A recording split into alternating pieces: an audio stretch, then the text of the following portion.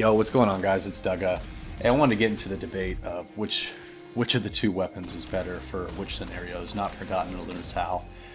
With trials coming up, I wanted to pick out a weapon that would complement my sniper and my shotgun, so I started comparing the two. Man, as we all know, Luna's is that more stable, better handling, faster reload, and Not Forgotten is just the longer distance, further engagement type weapon.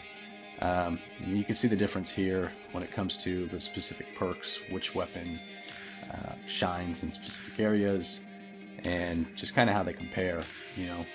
So with Not Forgotten, they're both precision frame, give you that quick fire at an accurate pace. Not Forgotten has just perks that are all around. It just makes it a longer range weapon. Specifically, that's what it is, you know. And then with Luna's Howl, it's that snappy stability type weapon. They're both different in that sense, and I wanted to take them both in to see which one's actually going to get me kills fastest, you know. So I took my buddy AJ into a private match, and we wanted to see where the damage fall off was for the two weapons. And I mean, really, when it comes to the accurized round, it does give you a damage fall off at a greater distance. But does it actually matter? Does that damage fall off actually matter when it comes to Luna's Howl and Not Forgotten? Because at around 24 meters, past 24 meters, you see damage fall off with Luna's Howl, and then around 27 meters, you see it with Not Forgotten. But is it something that really matters when it comes to the Crucible? Because typically in the Crucible, no one's ever going to just sit in the exact same spot unless you're really just, I don't know, someone's just AFK or something. You always see distances changes, whether it's closing the gap or extending the range in between the two of you.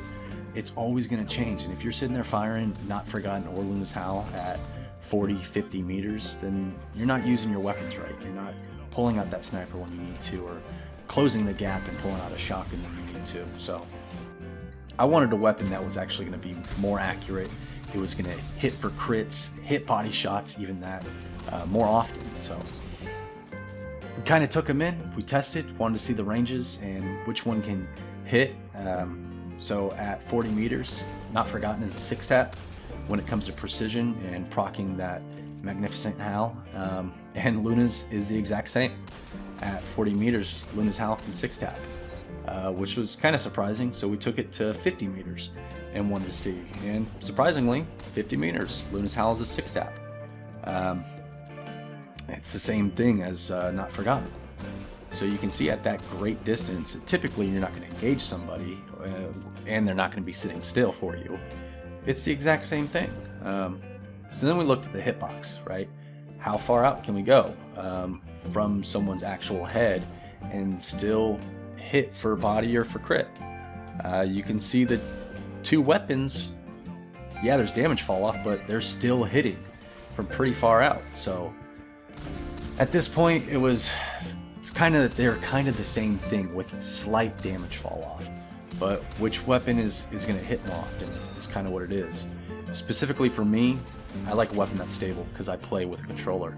If you're a keyboard and mouse player, that doesn't matter, and you might want the range.